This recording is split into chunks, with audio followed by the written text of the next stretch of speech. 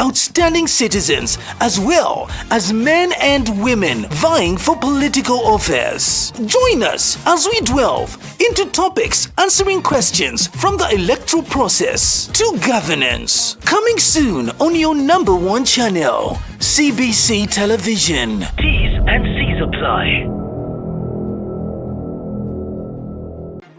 The Commission, a program designed to sensitize, address, and question institutions, churches, outstanding citizens, as well as men and women vying for political office. Join us as we delve into topics answering questions from the electoral process to governance. Coming soon on your number one channel, CBC Television. T's and C's apply.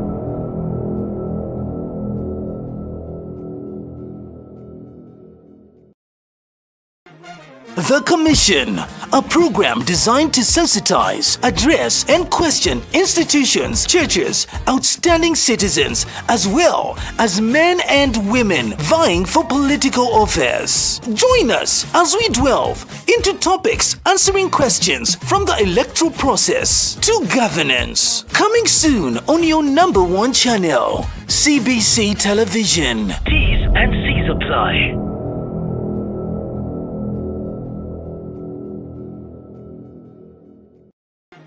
The Commission, a program designed to sensitize, address, and question institutions, churches, outstanding citizens, as well as men and women vying for political office. Join us as we delve into topics answering questions from the electoral process to governance. Coming soon on your number one channel, CBC Television. T's and C's apply.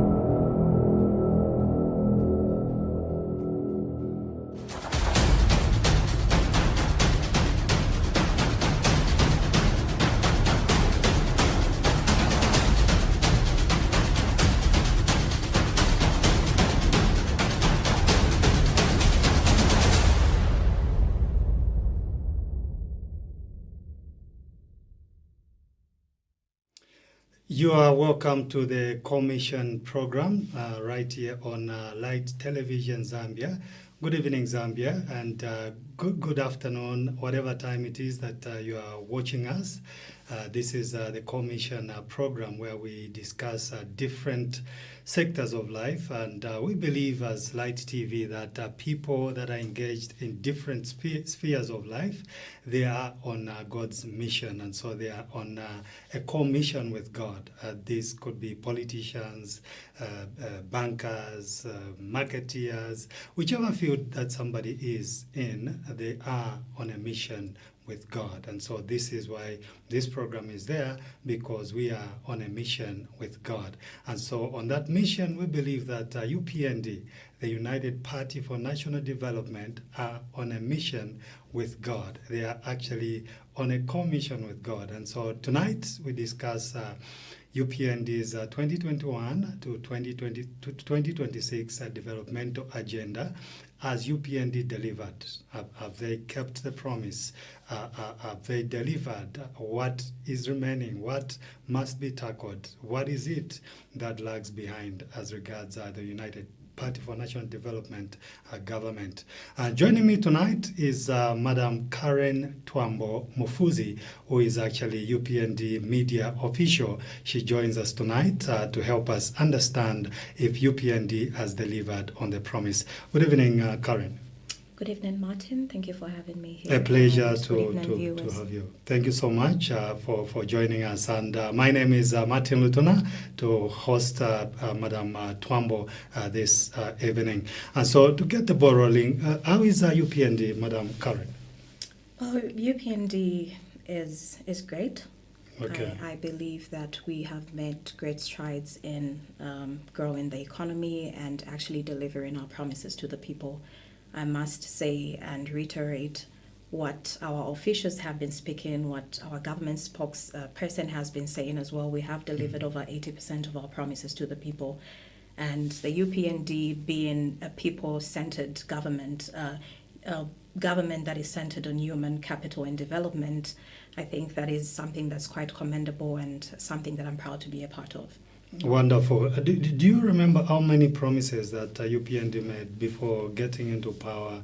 Were they 10? Were they 11? Were they 248? How many promises do you have of CAF? Well, it's difficult to quantify the several promises that were made, the same way the several things that have been delivered that weren't actually promised. Yeah, so it's difficult to quantify, but what I can remember is the what those promises actually centered on, and what has been delivered from those promises. Okay. Have you had any challenges as a government, a party in power? What are some of the challenges you faced as UPND? Well, we have had several challenges. I believe every government faces challenges. It's not an easy thing to govern a state. You know, it involves resources, it involves people, and what really matters is what you are delivering, what you are doing for your country. And I think so far the challenges that I can say have pretty much stood out during our tenure so far for the past 4.5 years. I think we can all agree that the biggest challenge has been electricity. And well, I'm proud to say that so many reforms have been made with regards to electricity generation and supply in the country. But that's been to date our biggest challenge. And the second I can say was, I think, food security for the country because of the drought that was faced between 2023 into 2024. Okay, so how did that come about in terms of power generation? You talk about we've had this challenge, and before that, we know that UPND promised that a power thing will be a thing of the past. And so, how come we had it for this the past 4 years? We were able to experience load shedding. Martin, I think I can attribute that to the fact that we experienced a very, very bad drought that did not only affect Zambia, but most of Southern Africa. I think Tanzania was affected, South Africa was affected. We had load shedding even in South Africa, which is a developed country. And yes, UPND promised that load shedding would be a thing of the past, and that's exactly why so many reforms, so many alternative energy resources have been invested in. And I believe as we're speaking right now, load shedding is actually almost a thing of the past because I think it's been reduced to very minimal hours, if at all. And many argue because it's an election year, so it looks like a thing of the past because we're going to the polls, and so UPND is alive to the fact that they need to give people electricity. How true is that? Well, that is not true at all. And the only reason that I'll even answer that is because there's some people that need to actually hear those words. But the truth is, development can be seen by everyone. You know, the investment that has been made in electricity generation from coal, the investment that has been made in electricity generation from thermal energy and from solar as well is there to see. The projects have been commissioned, they've been launched, and the private sector is actively taking part in actually investing in this in the energy sector. So, Twaambo, would you agree that as UPND you were slow to act on the power thing? Like you were not prepared that this would happen? It wasn't foreseen? The thing of power problems. There was going to be this drought and whatnot. The meteorological department would warn. Of course, there will be indicators that this would happen. Is it that the government was slow to act? I don't believe government was slow to act, and I'll explain why further into my statement and my reasoning. Why I say why I would actually think the government was quick to react is because this load shedding problem has existed for a very long time. The Kariba Dam, which we have solely relied on for many, many years, I mean, we haven't focused on electricity generation outside hydropower from the time that the dam was constructed up until very recently. We've experienced very bad load shedding from around 2018. The dam was catered to supply electricity to only about 5 million people. And we must remember that, this electricity that's generated from Kariba Dam is shared between two countries. Zambia has a population of over 20 million currently. Zimbabwe has a population of over 24 million currently. And for a dam that was, built to supply electricity to a population of 5 million people, and now having to cater for over 40 million, it shows that with the previous governments, I believe on both ends, there hasn't been much, foresight and reforms that have been put in place to deal with a problem. We never predicted it as a country. So I'll say it collectively, because I think as a government, the one thing that we don't shy away from is acknowledging when there's a problem and when we have been a part of it. In as much as we haven't been in power before the past 4.5 years that since the UPND stepped into office, we were Zambian citizens, potential investors. We are citizens that have taken part in, policy reforms and legal reforms as well as economic reforms. There's so much that could have been done, and I must add that the previous government did not actually do as much as the UPND, New Dawn government, under President Hakainde Hichilema has done. We have seen the energy sector completely transformed to the point that it's actually attracting the attention of other African and world leaders. So, if I may add, before UPND came into power, I think electricity generation stood at around 3,100 to 3,300 megawatts. Currently, it's increased to 3,800, above 3,800, and we're looking to, go beyond. Karen, you talk about taking responsibility, and if talking about this electricity issue, and then you refer to the previous regime, isn't that shifting blame? Isn't it that it's not shifting blame, because I believe that when it comes to development and progress, you must have a comparative. So how then do you know the progress that has been made if you do not look at where you're coming from? The point is not to shift blame, but is to acknowledge that the problem existed before, and is to acknowledge where the country stood before the government actually came into power. Which the current you saw government. The problem before coming we into saw power, the problem, and like you said, we actually fixed. did state that load shedding would be a thing of the past. The only thing that we could not see, because this was force majeure, it was an act of God. No one predicted the drought, because it was actually predicted, Southern Africa wide, that we would have a good rainfall period. So we did not plan adequately, and had we known that it was going to have such an impact on electricity generation and food security as well, I believe certain measures would have been put in place way before. But what has happened is, even while we were experiencing the problem, the president went out there. He took, I've seen, and we can all agree that his state visits and the travel that usually happens has led to something coming out of it when it comes to the economy and the well-being of Zambian citizens. So we saw him take a stand. We saw him actually admit that there is a problem. He's acknowledged that he's been unable to sleep because of the load shedding problems that were happening in the country. And what did he do? What did the government do? They engaged investors. They also set up funding and encouraged, private sector participation in alternative energy resource projects.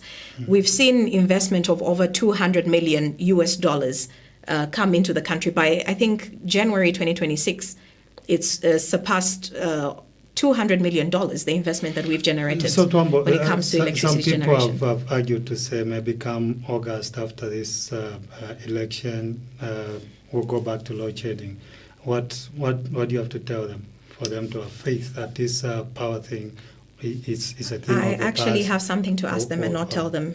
Does it mean that the solar plants that have been commissioned and launched are going to be removed? Does it mean that the projects that have been commissioned, in that have been launched in Mamba expansion is actually going to be commissioned somewhere around this year. It should be by June or May, and that's meant to generate about 300 megawatts of power. Does it mean that once that is done, it's going to be uprooted as well? Does it mean that the United Capital Fertilizer that is, sending about 85 megawatts of power into the national grid is also going to come to a stop? I believe not. I think all those... exports won't be there anymore? Well, if we, at the level that we are getting, we're actually going to have more than enough power to cater to the citizens and to the country, it's only logical that we export the surplus power so that we can generate more revenue that we can use to improve our economy here, to improve our GDP as well. Talking about the economy, I think the president did, or the government did succeed in restructuring the debt that happened. So are there any benefits tangible that you can point at as UPND to say the debt restructuring, this is what has come out of that? So from the debt restructuring that currently sits at about 94%, I think by the end of last year it was sitting at around 94%. And the fact that we've been the first country to actually make use of the G20 framework and successfully restructure debt, it's something that Africa and the whole world is looking at. We have become an example. IMF is also using us as an example to show other countries that are still trying to restructure their debt, that are still trying to stabilize the economy, to say, this is how it's done, this government has done it, and we did it in such a short space of time. Despite the debt restructuring, the cost of living still remains on high. We can see the effects. You see, the cost of living does not change overnight. But we can see an improvement. Whether it's been a minimal amount when it comes to percentage, I think we can see how it has improved. We can see how, investment has increased in the country. All that is because of the confidence that investors are seeing, how we've restructured the debt, how we've handled the IMF, ECF, the credit, the economic credit facility, and, how we've pretty much, laid down the law and minimized hiccups in terms of investment procedures when it comes to FDI and also just local investment from local participants. It's going to trickle down to, how it benefits the local person. Because in some way, and in a very huge way, actually, the impact in the investment that has been created, it's generated jobs, it's gone back to the economy, and we are able now through CDF and through the national budget able to allocate so many funds that will go to the roads, to health, facilities as well. Despite the debt restructured, and then it's like there hasn't been so much liquidity, like money hasn't been so much in circulation. What could have led to that? I think it's the fiscal policies and discipline that the president and the government have had. Yes. It is necessary, to actually appreciate and to enjoy results and a real benefit. You need to sacrifice. And so it is better. It is a matter of sacrifice. And we found the coffers pretty much empty. The reserves that we had, the God reserves were very... If the coffers were empty, how come those who emptied those coffers, have they been brought to book? Has that money been recovered?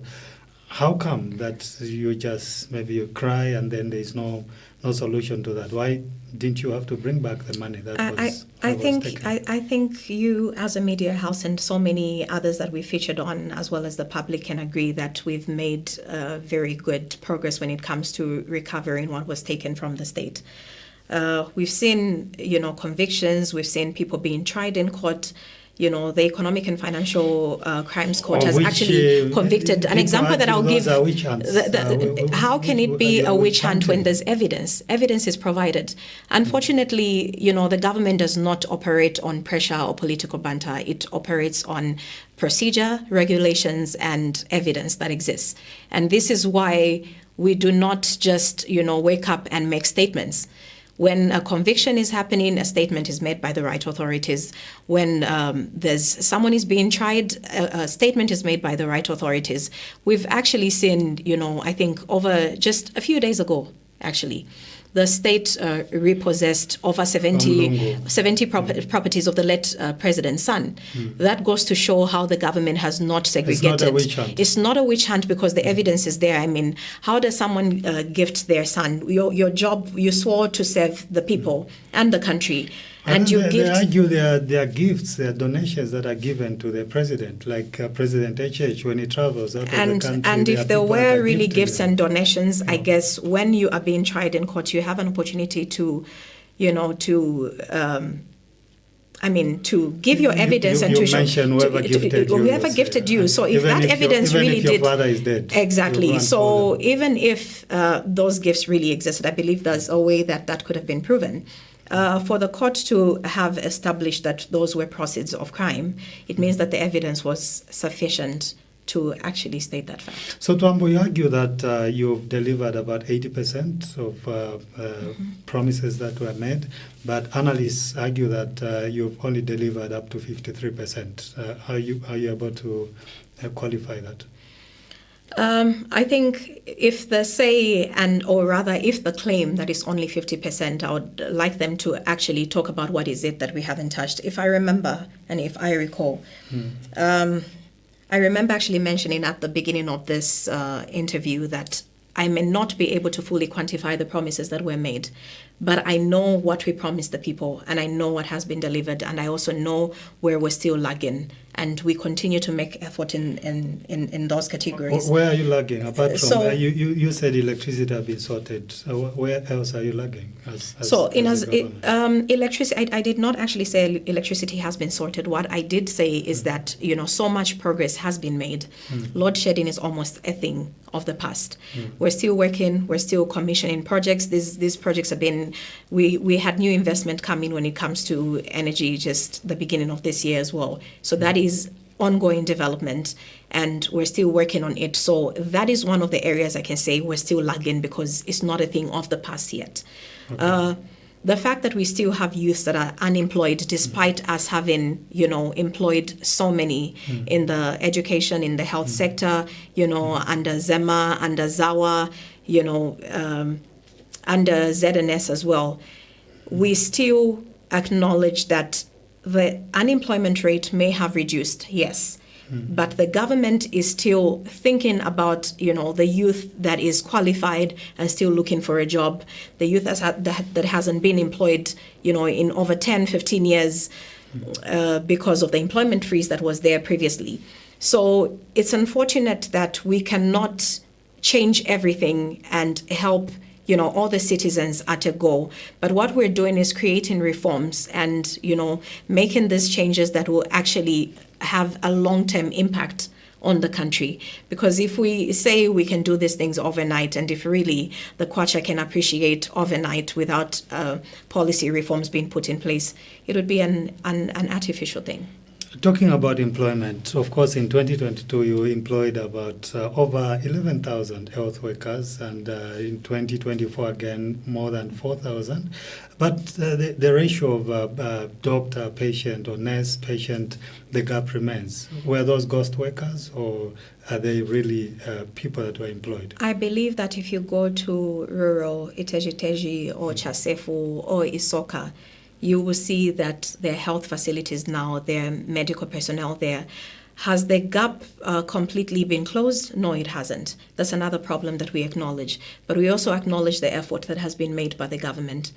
There is no government in Africa or the world that, employed over 30,000 teachers within their first year of coming into office. There's no government that has employed over 11,000 workers at a go. Currently, as it stands, we've employed over 50,000 teachers. Those are, I think, over 40,000 employment and close to 8,000 replacements. So that is something that we can be proud of as a country. It's not about the UPND government. It's something that we have set stage for the rest of Africa to follow. So you've delivered on the jobs? We have delivered on the jobs in the private sector as well, in industrialization that has been happening, that the president has been championing. Over 150 jobs have been created in different sectors. Are you saying there are just too many people in Zambia that not 90% can have a job? I'm not saying there are too many people. I am saying that I think as Zambians, we took long to actually implement certain reforms. Okay, yes, okay, we lost that one. So, dear viewer, if you're watching, you'd like to make your contribution, the number is 0974 578988. 0974 578988. The numbers are crawling down on the screen. You're able to call us for your contribution, question, or whatever it is.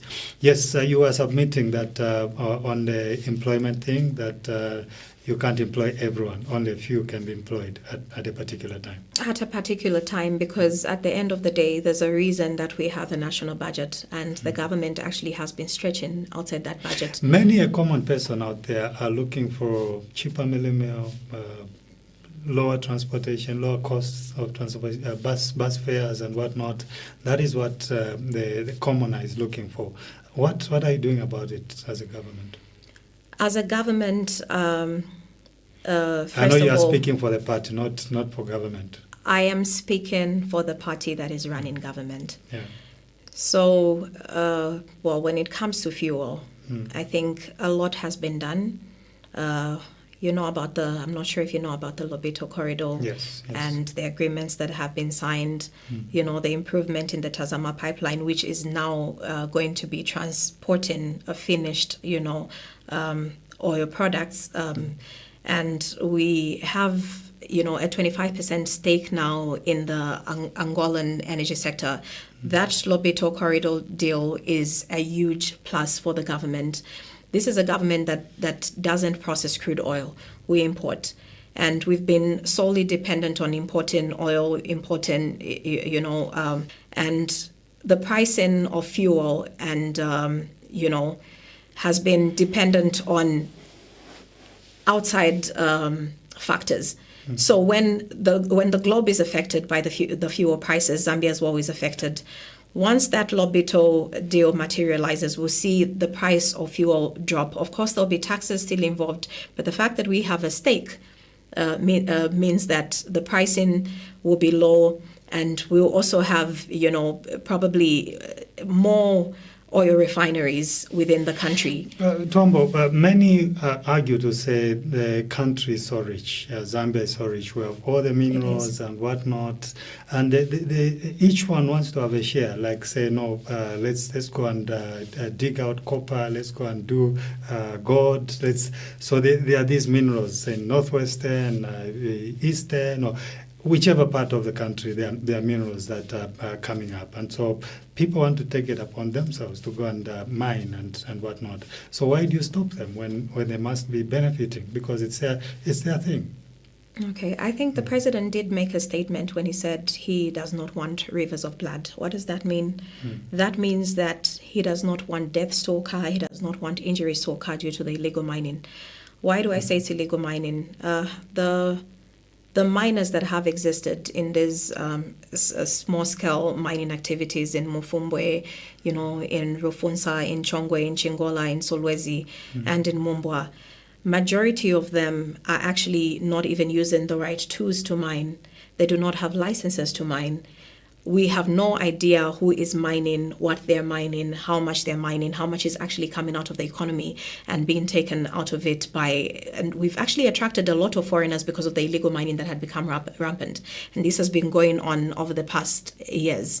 So the reason that we stop them is because the government is mandated to take care of its people, to take care of its resources, and to make sure that there's public order.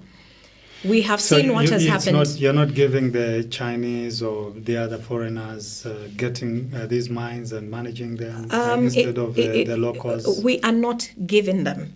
Those are investments, but they do not own the mines. They're investments that are made. It's a project that is run. And then you give them tax holidays. No, they actually do pay tax, and of course there's royalties as well involved. But what I can say is majority of foreign investment that comes into mine goes to large commercial mining, which is copper. We do not, I believe currently, in as much as we may want to believe that we have the capacity to run some of these mines, we have seen what has happened in the past. Most of these mines were actually closed, like, Kanengwa mine? It was shut down for over 40 years. It took the current government to actually bring it back up to running. And the artisanal mining licenses, those are reserved for Zambians and Zambian-owned cooperatives. So those cannot be given to foreigners. Of course, the Zambians and the cooperatives can, have joint ventures with foreigners, but those are things that are regulated by the current legal frameworks that have been put in place to regulate small-scale and artisanal So mining. many out there would argue to say this, the benefits from the mine is not benefiting the locals where these minerals are. Instead, you get to develop Lusaka, and only a few individuals are benefiting. I think the people, How true is that? the people that are saying that are not being honest. Because if I give you an example of just the job creation that has come from Lumwana mine, there's been over 3,000 jobs created. And by the end of this year, it's projected that an extra 2,500 jobs will be created at Lumwana. And at Kansanshi mine, we've seen over 2,000 jobs created as well since the revitalization. And at, what is it called again? Mopani. I think there's over 3,000 jobs as well that have been created. We've seen over 8,000 jobs created, actually over 20,000 jobs created from the revitalization of Mopani mine, of Konkola mine, the expansion of FQM and the S3 project. So Karen, that is direct benefit to the locals. How much of poverty has been reduced in Zambia based off from where you took over government until 2026, now where we are? What percentage would you give to poverty reduction? I cannot quantify it currently into percentage, but what I can say is that food security has extremely been boosted, even after experiencing a very bad drought in 2023 into 2024. We saw a bumper harvest right after a drought, something that was championed by the president himself, President Hakainde Hichilema. We produced over 3.5 million metric tons of maize, to the extent that we actually exported over 500,000 metric tons. Let's take this call. Hello there. Hello, good evening. Good evening, sir. You're welcome, and who are we talking to? Yes, speaking to Mr. Kabwe. Mr. Kawa, where are you calling us from? Yes, I'm calling on the issue of the mines. Yeah. Yes, I just want to ask our dear lady that seeing that the president was with the Ghanaian president, is it by any chance going to apply what they are doing in Ghana by involving the locals in mining and like always allowing foreigners to do the mining for us? That is my question. Thank you so much. Thank you, Mr. Kawe. You've heard it, Madam Karen there. He is asking, the president of Ghana did give some suggestions or advice. Is the president HH going to implement that the way they are doing it in Ghana? The Ghanaians are the ones mining instead of the foreigners. And do we see that happening in Zambia? I did not actually get whether he was talking about the large-scale mining or the small-scale one, but I actually believe that the president and the government has already implemented that, and that's exactly what I was talking about. We have the Geological Minerals Regulation Act of 2025, which has pretty much set up a directorate for artisanal and small-scale mining, and has also set up a fund, the ASM fund, which is meant to give finance to the small scale and artisanal miners that lack the capacity financially to actually mine and grow. I believe when a government sets up something like that, then it means that it wants for the citizens to be the ones that are benefiting from, the minerals. The fact that it's exclusively reserved artisanal mining and small scale mining to the Zambian people, to Zambian-owned cooperatives, and on top of that, provided financing means that it wants to build the capacity of these miners so that eventually we're able to run the large commercial mines that actually, process copper. So the perception out there from the caller's question is that it's like the locals are not benefiting; it's the foreigners that are benefiting. That's the perception. And that is the point that I clarified. So that perception must be cleared so that many do not get to think that it's only the foreigners that are benefiting. Of course. And you are sending soldiers to them to stop them and whatnot.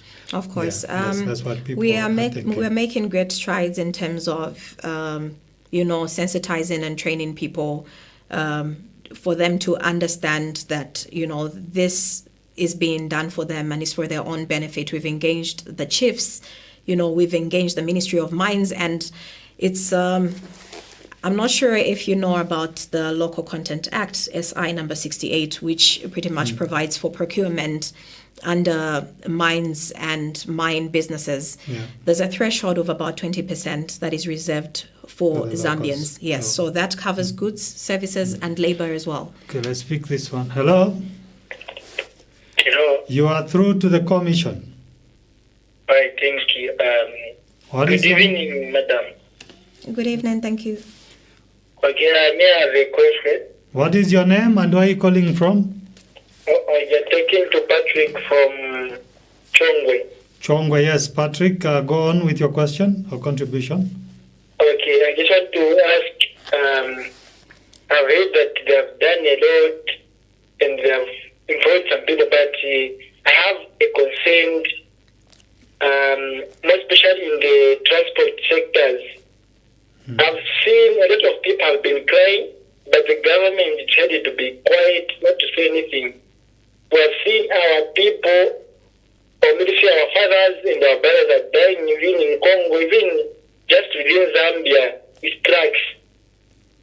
Is that why can't you make a solution? At least you see how you can help these people on transport. So far, if we were to count how many people have died on Yango also, how many youths have died on Yango, people have been attacked. People have been complaining about the poor services on Yango, but the government is quiet. It's not that you can employ every youth, no, but the government has the right to protect each and every person that is in the private sector, and which the government is not doing. You have the task to do to protect those people that are working in private sectors.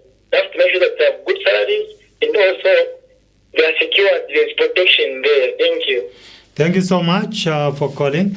So, Karen, you hear there our caller is saying UPND doesn't care for the transporters, truckers, Yango drivers, that you are quiet when they cry out to government. There is nothing happening. What are you doing as government, as a party to ameliorate that?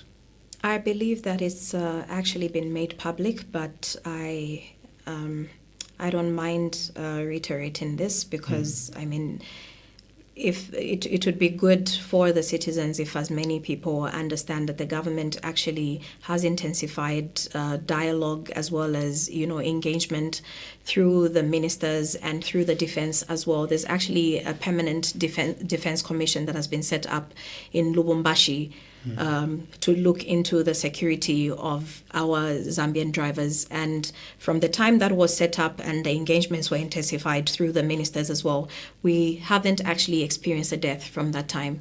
I would advise our caller to just look into that and other viewers as well to do a bit more research. But I also acknowledge that maybe information has not been put out there that much concerning for citizens to still be thinking that the government is not doing enough. However, I hope they can, find some confidence in the fact that a Defense and Security Commission has been set up. Twaambo, Karen, people do talk about what government is doing in terms of CDF increasing to 30.2 million, and then you're talking about social cash transfer that has been given, and still poverty remains. Do you think it's not enough that people are getting from government? Is money not enough? Or others would argue they don't see where that CDF goes. It's given to UPND members. How is that? I would like to dispute that fact because as a UPND member myself, I have not directly benefited from CDF funds. I say directly benefited because I have benefited from what government has done through CDF. I live in Lusaka Central constituency, but it's actually on the border of Lusaka Central and Monali constituency. And there's roads that have literally been, rehabilitated from those funds. I have seen the locals, take part in rehabilitation of those roads. Those are jobs that have been created. The skills that they have acquired to be able to deliver that kind of work, those skills have been taught through CDF. CDF is a decentralization project. It's meant to look at the locals, the local community, for their benefit. I have seen students who never had hope of, ever acquiring a skill because maybe they never had a chance to go to school, they're old and, they probably lost hope. I have seen them be skilled in bricklaying, in construction, in operation of heavy equipment, in transport, in being teachers. I have seen bursaries actually be given from CDF. I've seen health facilities being built. Iteje is a very good example. For a place that never had proper health facilities in the rural area, it has over 11 that have been created from CDF. And under CDF itself, I think we have over 270 health facilities that have been built and created across the country. So that is the impact that has gone directly to the ordinary Zambian. And we've seen the Lusaka and Ndola dual carriageway done, and people argue that is benefiting the contractor instead of it's not the benefit of the Zambians, because the toll fees will be taken by the contractor for as many years before it can really become our road. So how do you clarify that? I would like to clarify people's sentiments by saying that, the cost of the Ndola dual carriageway, I believe it's around 645 million currently. And the budget that had been put aside by the previous government was actually about 1.8 billion US dollars. So this has been more than, reduced by more than 50%, first of all. And this shows how prudent the current government led by the president is. So one, the cost of construction has been reduced. And I'm not sure how exactly it's benefiting the contractor, because I believe that, we came from a place of crisis when we took over power. Inflation was very high. It was around 24%, if I'm not mistaken. And currently we're sitting at about 9%. It took a lot of prudent measures economically for us to get to this level. Our economy stabilized. And the reason that we are actually going to be paying through that PPP is because removing such a huge chunk from the budget, and while we were still trying to restructure debt and stabilize the economy from a place of crisis, I think it would have really affected the economy, and we wouldn't have made the progress that we've currently done. Have we stabilized the economy? You as UPND, have you stabilized the economy? As UPND, I think the government has done a tremendous job in stabilizing the economy, because now we're actually shifting from a point of stabilizing the economy to a point of growth. You've seen that recently we actually concluded the last review of the 38-month extension credit facility under the IMF. And we were supposed to extend it by a year, but it was a decision made by the Ministry of Finance and the President and the government collectively to say we are not going to extend the credit facility, because the whole point that we actually went into that program, I think it was established in somewhere around 2022. And then the last extension should have been from around September last year and up to this year when the last review happened. The reason we did not extend is because currently, 94% of the debt has been restructured. Inflation has dropped from, at double digits, from 24% in 2021 to just about 9% in 2026. As it is, the economy has stabilized, and what the government told the IMF is now we want to focus on generation of investment to grow the economy.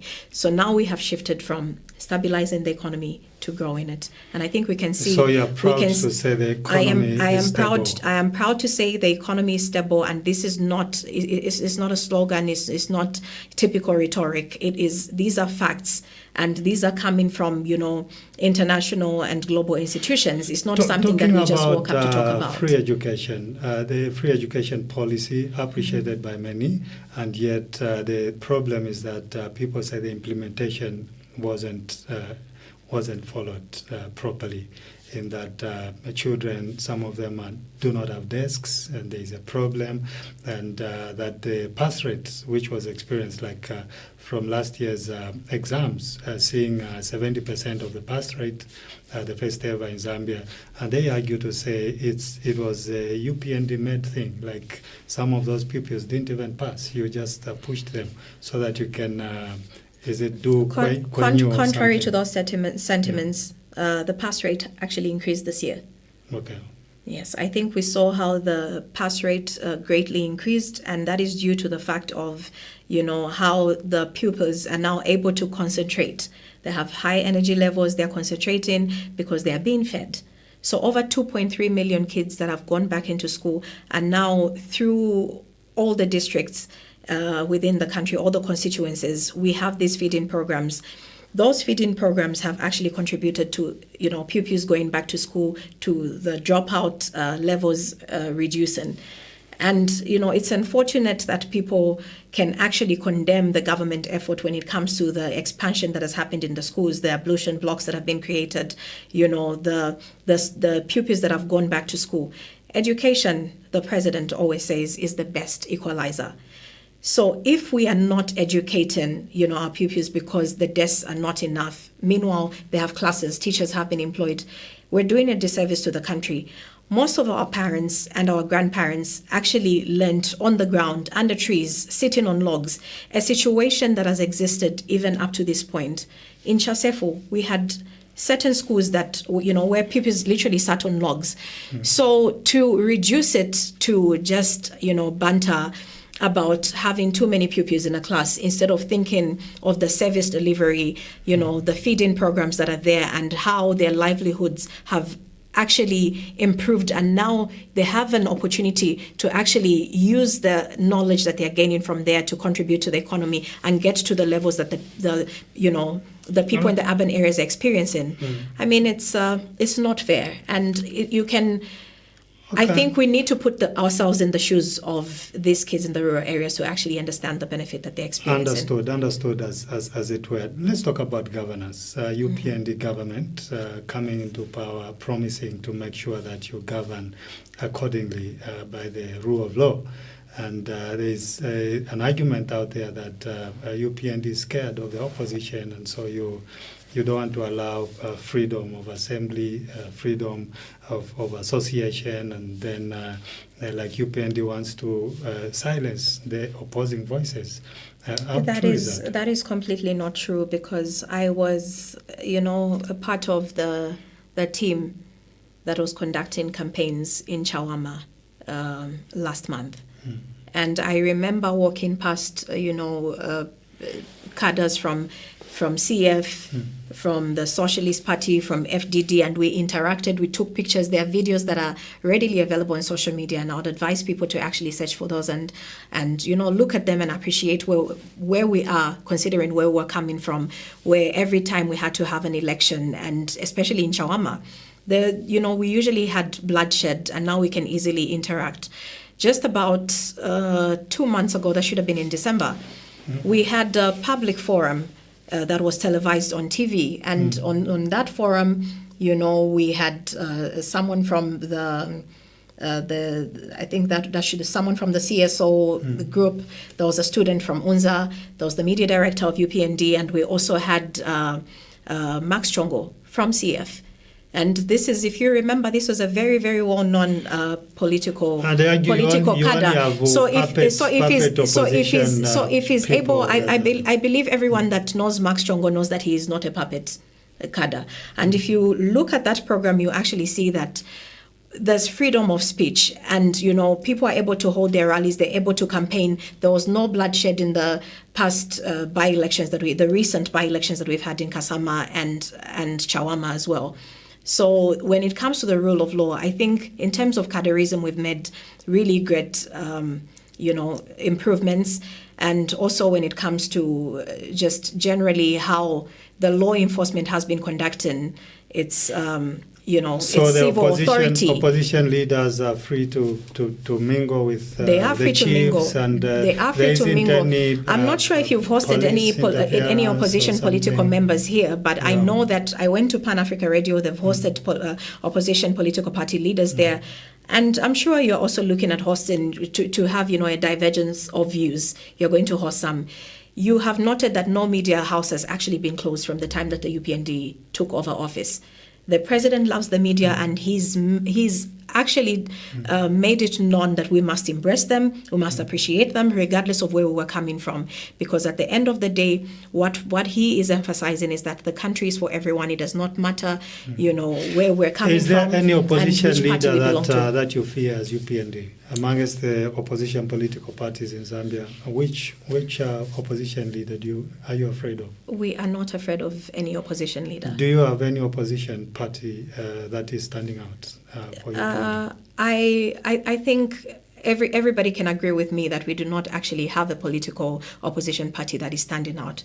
That's not to say that there's no opposition that exists. Opposition is there. Opposition is there. There are so many political parties, and this is what I've appreciated about the current governance that's taking place, because we have embraced democracy. We congratulated and we took the loss in Twaambo, we took our losses, we learned from that, we moved to the next election. That is how democracy should happen in a country. Talking about corruption, it is said that you are doing a one-sided kind of a fight to corruption, where those in government, they are not followed as those that are in the opposition parties. How true is that? Where do you put yourself in terms of corruption fight as UPND? I think in terms of corruption fight, I want to refer to the CPI score and how it actually increased just in the past 2 years from, Corruption around Perception Index. Yeah? Exactly, from By around TIZ? 34 to 39% by 2024. So that shows that we have made, these are not indexes and, that are conducted and, established by the government. These are independent bodies. And it is untrue that corruption and, the rule of law has been one-sided, because we have seen district commissioners under our government arrested when they've, committed crimes and offenses. We have seen ZAMSA officials being tried in court currently. We have seen many government officials actually being tried and investigated, and it's something that has been open. Whenever we have been very protective of whistleblowers, and I believe and advise the general public that, if they know of anything to do with corruption or the breaking of the rule of law, they can take it up with the authorities. They are protected by the law, and we need to make collective effort to make sure that, there's betterment in the way our country is being run. So you're not sidelining some people? Not at all. Okay. So as we come to a close of this program, do you think as UPND you have 2026 in the bag? Come August 13th, 2026, is UPND carrying the day? I believe so. Based on what? I think our main focus when it came to our manifesto and when we're coming into government, we talked about macroeconomic stability, we talked about infrastructure that is actually, beneficial to the local communities, the roads, hospitals, health centers, the schools. We talked about job creation. What else? We talked about corruption, decentralization, the CDF, and just moving from 1.6 million to 40 million and seeing the impact so far. That is a tick. Looking at the macroeconomic stability that has happened, inflation, the GDP growth, and as well as the debt restructuring, that's another tick under macroeconomic stability that we've made. Looking at education, the fact that we've employed 50,000 teachers within 4 years, that is another plus we can tick. The fact that we've employed over 20,000 health workers, that is a tick. The fact that we have over 270 health centers created, that is a tick. The fact that we haven't just looked at, the urban roads being done, we've looked at the rural roads, we've looked at farming blocks, there's Nasanga in Serenje, about 50 kilometers of roads have been rehabilitated there. We have the Luena farming block in Western Province, over 40 kilometers of the roads have been done. There's the Monze Nico Road. In over 47 to 50 years, that road had not been improved. It hadn't been rehabilitated to full bituminous standard. And as it is, by the end of last year, it was at 85% completion. We have not just looked at the urban areas. I think the main focus of the government and the president has been human capital, human development, and infrastructure development that is centered around the people. So when I look at the promises that were made around all these things that I've mentioned and what has happened right now, I believe that any well-meaning citizen would want to see this development continue under the able leadership of President Hakainde Hichilema. So you know that Zambians still have trust in UPND? I believe they do, and we will continue to build that trust, because I believe there's so many other people, who've been manipulated by sentiments as well, coming from the opposition, and who may not be aware of certain development and progress that has been made. And this is why I'm here today, to assure people that the government is working, to let them know about the progress that has happened so far, and to assure them that the next 5 years will actually be better, as we are now currently focusing on the growth of the economy and not stabilization. Are those your last words? Or you have something you want to say in closing? I think what I can say right now is so you want the next 5 years will be better than I would like, of course there will be, because I have seen that in the past 4 years, every year has been better than the previous one in terms of the economic benefit that has happened. And what I would like to say is, I would like to thank the Zambian people for being resilient, for trusting us with the mandate to take care of them and their resources and to maintain public order.